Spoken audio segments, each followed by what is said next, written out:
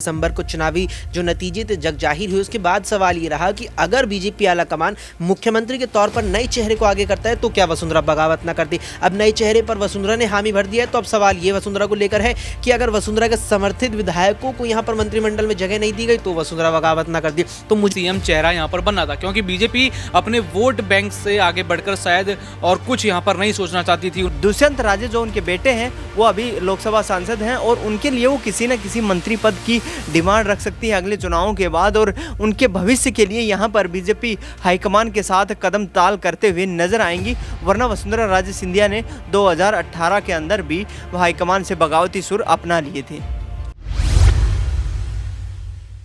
मध्य प्रदेश में नई सरकार के मंत्रिमंडल का गठन तो आज हो गया है, लेकिन अब बारी है राजस्थान की। आखिरकार राजस्थान में जो नई सरकार है, उस नई सरकार का कैबिनेट का जो गठन होगा वो कैसा होगा। और ऐसे में सवाल लगातार यही उठ रहे हैं कि सीएम भजन लाल शर्मा के मंत्रिमंडल के गठन में क्या वाकई में पूर्व मुख्यमंत्री वसुंधरा राजे सिंधिया के समर्थकों को शामिल किया जाएगा या फिर नहीं, क्योंकि अलग अलग तरह की अटकलें तेज हो रही हैं। अगर इस मंत्रिमंडल में जगह नहीं मिलती है राज्य के समर्थकों को, तो क्या उनके कड़े तेवर, बगावती तेवर देखने को मिलेंगे। इसी पर आज हम चर्चा करने जा रहे हैं न्यूज रूम में बैठे हुए तमाम सहयोगियों से। नमस्कार, मैं प्रांशी राठौर और आप देख रहे हैं नेक्स्ट 9 न्यूज। स्वागत है आपका हमारे स्पेशल प्रोग्राम 2024 का महासंग्राम में। दरअसल जैसा कि आप जानते ही हैं कि 5 राज्यों में से 3 राज्यों में बीजेपी ने प्रचंड जीत हासिल की, राजस्थान, मध्य प्रदेश और छत्तीसगढ़। और तीनों ही राज्यों में नए नए चेहरों को बीजेपी आलाकमान ने आगे किया। जैसे कि छत्तीसगढ़ में विष्णुदेव साय मुख्यमंत्री बनाए गए, वहीं राजस्थान में भजन लाल शर्मा को कमान सौंपी गई है। लेकिन दूसरी ही तरफ मध्य प्रदेश में देखा है कि डॉक्टर मोहन यादव इस पद को संभालते हुए नजर आ रहे हैं। तो फिलहाल देखा जाए, यहाँ पर आज मध्य प्रदेश में कैबिनेट का गठन किया गया है, जिसमें देखा गया है कि रॉयल फैमिली से ताल्लुक रखने वाले केंद्रीय मंत्री ज्योतिरादित्य सिंधिया के समर्थकों को जगह मिल गई है। लेकिन बात यहाँ पर उनकी बुआ जी यानी कि वसुंधरा राजे सिंधिया की कर ली जाए, तो क्या यहाँ पर वसुंधरा राजे सिंधिया के समर्थकों को मंत्रिमंडल में जगह मिलेगी राजस्थान में या फिर नहीं,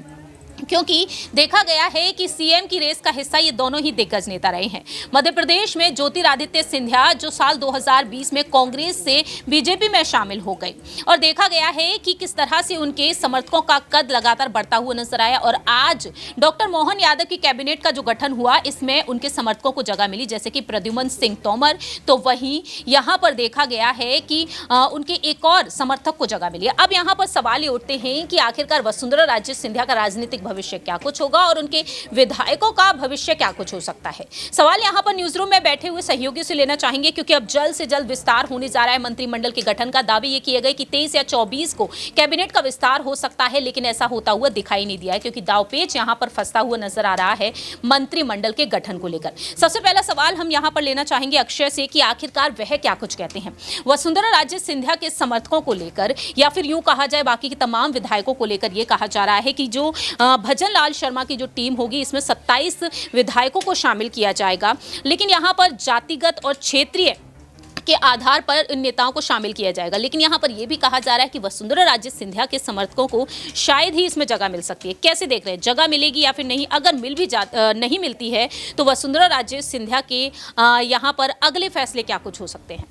देखिए, मुझे लगता है ये चीज़ हमें शिवराज सिंह चौहान से समझनी चाहिए। वसुंधरा राजे का जब कभी भी जिक्र आ रहा है, लगातार वसुंधरा राजे को लेकर शुरुआत में तो जिक्र ये रहा कि जब रविवार 3 दिसंबर को चुनावी जो नतीजे थे जग जाहिर हुए, उसके बाद सवाल ये रहा कि अगर बीजेपी आलाकमान मुख्यमंत्री के तौर पर नए चेहरे को आगे करता है तो क्या वसुंधरा बगावत ना करती। अब नए चेहरे पर वसुंधरा ने हामी भर दिया है, तो अब सवाल ये वसुंधरा को लेकर है कि अगर वसुंधरा के समर्थित विधायकों को यहाँ पर मंत्रिमंडल में जगह नहीं दी गई तो वसुंधरा बगावत ना करती। तो मुझे लगता है यहाँ पर शिवराज सिंह चौहान की मुझे लगता है भूमिका देखनी अहम होगी, क्योंकि देखिए जिस तरह से यही स्थिति हमें बिल्कुल जुगतु स्थिति मैं इसको कहूंगा हमें मध्य प्रदेश में भी देखने को मिली थी। और शिवराज सिंह चौहान को लेकर यह बात चर्चा में रही कि शिवराज बिल्कुल पार्टी आलाकमान के फैसलों के लगातार कदम से कदम मिलाकर चलते रहे, बिल्कुल भी बगावती सुर हल्के से भी उनकी तरफ से देखने को नहीं मिले। और यही बड़ी वजह मानी गई कि उन्हें दक्षिण भारत के 6 राज्यों की जिम्मेदारी पार्टी आलाकमान ने दी, यानी कि 131 लोकसभा सीटें अब शिवराज को साधनी है, जो कहीं ना कहीं प्रधानमंत्री नरेंद्र मोदी भी नहीं साध पाए।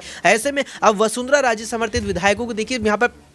संभावना तो बिल्कुल मुझे नहीं लगता कि है कि उनके समर्थित विधायकों को यहाँ भजन लाल शर्मा के मंत्रिमंडल में जगह मिल जाएगी, क्योंकि अगर हम इसको यहाँ पर मोहन सिंह यादव के मंत्रिमंडल से तुलना करें तो जिस तरह से मोहन सिंह यादव के मंत्रिमंडल में नए चेहरों को मंत्रालय आवंटित किए गए हैं, उसी की तर्ज पर मुझे लगता है कि बीजेपी अब राजस्थान में भी आगे बढ़ने वाली है। क्योंकि आप देखिए कि यहाँ राजस्थान वो राज्य था 3 राज्यों में से जहां पर बीजेपी के पास सबसे ज्यादा मुख्यमंत्री के चेहरे थे, बावजूद उसके पार्टी ने भजन लाल शर्मा का चयन किया, यानी कि एक युवा चेहरे का राजनीति के लिहाज से देखा जाए तो आप देखिए कि जब मुख्यमंत्री नए चेहरे को बनाया गया है तो यहां पर संभावनाएं हैं कि जिन 27 लोगों को मंत्रालय आवंटित राजस्थान में किए जाने हैं मंत्रिमंडल विस्तार के दौरान यहां पर उन जो 27 जो वे चेहरे होंगे वे भी कहीं ना कहीं नए चेहरे होने की संभावना ज्यादा है, और संभावना यहां पर बेहद कम है वसुंधरा राजे के समर्थित विधायकों को मंत्रालय मिलने की। अब बात आती है वसुंधरा का क्या रुख रहेगा। देखिए वसुंधरा का रुख मुझे लगता है कि अगर वसुंधरा को अपना राजनीतिक भविष्य अच्छा रखना है तो पार्टी आलाकमान के फैसले के साथ उन्हें चलना होगा। निश्चित रूप से बीजेपी ऐसी पार्टी नहीं है कि जिस नेता ने पार्टी के लिए कुछ किया हो तो उन पार्टी उससे वापस नेता को कुछ ना दी। ये चीज हमें देखने को मिली थी जब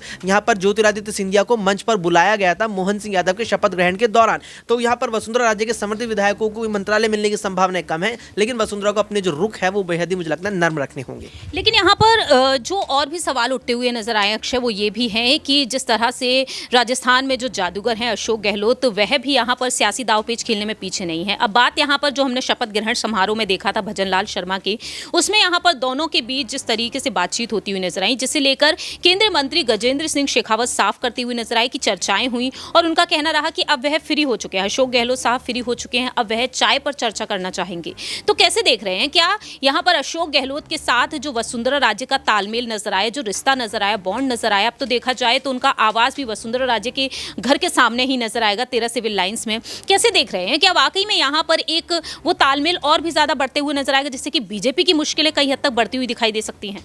देखिए मुझे लगता है कि अगर आप जिस तरह से यहाँ पर बात कर रही हैं कि तालमेल अगर वसुंधरा और यहाँ पर अशोक गहलोत का बढ़ता है तो बीजेपी के लिए ये क्या मुश्किलें खड़ी कर सकते हैं, तो मेरा खुद इस पर सवाल ये निकल करके आएगा क्या मुश्किलें खड़ी कर सकते हैं। हालांकि बात यहाँ पर ये ज़रूर है कि 115 बीजेपी के विधायक 199 सीटों पर चुनाव होने के बाद जीते हैं, जिसमें से दावा किया जा रहा है कि 115 में से करीब 68 से 75 विधायकों का समर्थन अभी भी वसुंधरा राजे के पास है। लेकिन ऐसे में मुझे लगता है कि अगर बात यहाँ पर यह आती है कि वसुंधरा राजे और अशोक गहलोत एक साथ मिलकर बीजेपी के खिलाफ कोई ना फैसला ले ले, नई सरकार न बना ले, एक दूसरे दोनों नेता आपस में मिलकर के विधायकों का समर्थन लेकर के, तो मुझे लगता है अपने पैरों पर कुल्हाड़ी मारने वाली बात होगी, क्योंकि लगातार ये चीज़ देखने को मिल रही है। और आप इतिहास देख लीजिए, बीजेपी से जो भी बड़े बड़े नेता अलग होकर नई पार्टी बनाई है उनका देख लीजिए कि वर्तमान में वे कहाँ हैं या पार्टी से अलग होने के बाद वे कहाँ गए थे। सबसे बड़े अगर मैं चेहरे का जिक्र करूँ तो यहाँ पर स्वर्गीय यहाँ पर कल्याण सिंह रहे हैं, उत्तर प्रदेश की कमान उन्होंने संभाली थी, तो सबसे ज़्यादा चर्चा में उस वक्त रहे थे जब बाबरी का विध्वंस हुआ था। उन्होंने भी एक वक्त बीजेपी से अपना नाता तोड़ करके अलग पार्टी बना ली थी और कुछ वक्त बाद बीजेपी में वापस आना उन्हें पड़ गया था। तो मुझे लगता है कि जो यहाँ पर सवाल है कि वसुंधरा अब यहाँ अशोक गहलोत के साथ नज़दीकी और ज़्यादा बढ़ा करके, हालांकि उनकी पहले से उनके साथ नजदीकी अच्छी रही है, रिश्ते अच्छे रहे हैं दोनों नेताओं के बीच, पार्टी है बीजेपी के खिलाफ कोई फैसला न ले ले, तो मुझे नहीं लगता इस चीज की संभावना है, क्योंकि यहां पर वसुंधरा के राजनीतिक भविष्य जो है वो और भी ज्यादा मुझे लगता है खराब होने की संभावना है अगर वसुंधरा ऐसा फैसला लेती है। वाकई में देखा जाए तो वसुंधरा राजे सिंधिया का राजनीतिक भविष्य और भी ज्यादा यहाँ पर खराब होता हुआ नजर आएगा। अगला सवाल यहाँ पर दौलत से लेना चाहेंगे, आखिरकार वह क्या कुछ कहते हैं राजस्थान की सियासत पर, आखिरकार यहाँ पर आने वाले समय में वसुंधरा राजे सिंधिया के क्या कुछ बड़े फैसले यहाँ पर सुनने को मिलेंगे, क्योंकि देखा जाए तो उनके बेटे दुष्यंत भी हैं और दुष्यंत को लेकर भी ये कहा जा रहा है कि अपने बेटे दुष्यंत की खातिर वह उन फैसलों को स्वीकार करती हुई नजर आएंगी जो भी फैसला सुनाया जाएगा वसुंधरा राजे के लिए। बिल्कुल यहाँ पर यही देखा जा रहा है कि सबसे पहले तो अपने बेटे जो उनके दुष्यंत हैं उनका भविष्य देखते हुए, क्योंकि अब खुद यहाँ पर देखा जाए तो वसुंधरा राजे 2 बार के सीएम रह चुकी हैं, केंद्र में भी कई बार वो रही हैं यहाँ पर, लेकिन अब अपने बेटे के भविष्य को देखते हुए कहीं ना कहीं यहाँ पर उन्होंने चुप्पी साध ली है। जो भी फैसला यहाँ पर आलाकमान करता है वो उसको मान लेती हैं। जो उनकी प्रेशर पॉलिटिक्स है वो अब लगातार यहाँ पर कम होती जा रही है। जो चुनाव से पहले टिकट को लेकर थी और चुनाव के बाद सीएम कौन बनेगा, उस दोनों में यहाँ पर उन्होंने अपनी प्रेशर पॉलिटिक्स का जो है काम लिया। यहाँ पर एक हद तक वो सफल रही टिकट लेने में, लेकिन वो अब जो उनकी प्रेशर पॉलिटिक्स थी वो उस समय काम नहीं आई जब सीएम चेहरा यहाँ पर बनना था, क्योंकि बीजेपी अपने वोट बैंक से आगे बढ़कर शायद और कुछ यहाँ पर नहीं सोचना चाहती थी। उन्होंने अपना वोट बैंक साधा और यहाँ पर वोट बैंक साधते हुए यहाँ पर भजन लाल को सीएम की कुर्सी दे दी गई। और अब यहाँ पर कहीं ना कहीं वसुंधरा इसलिए भी चुप हैं क्योंकि उनको अपने अब समर्थित विधायकों को यहाँ पर जगह दिलानी है, उनको यहाँ पर उनके मंत्रिमंडल में जगह दिलानी है। भजन लाल शर्मा वहाँ के मंत्रिमंडल में जगह दिलानी होगी, इसलिए कहीं ना कहीं उन्होंने अपना व्यवहार इस समय भी शांत किया हुआ और ना ही पार्टी के खिलाफ कुछ कह रही हैं और ना ही बगावत की अभी वो सोच रही होंगी।